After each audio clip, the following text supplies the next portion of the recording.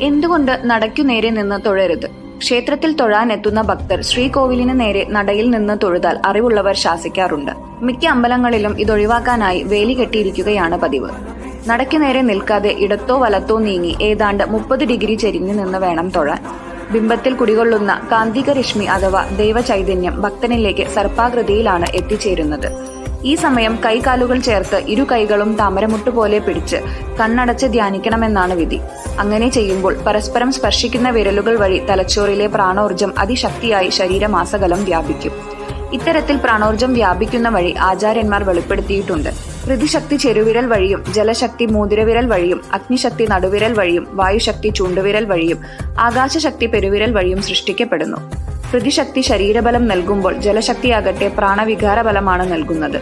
അഗ്നിശക്തി മനോബുദ്ധിബലം നൽകുമ്പോൾ വായുശക്തിയാകട്ടെ ബോധബലം നൽകുന്നു. ആത്മബലം നൽകാൻ ആകാശശക്തി ഉപകരിക്കുന്നു.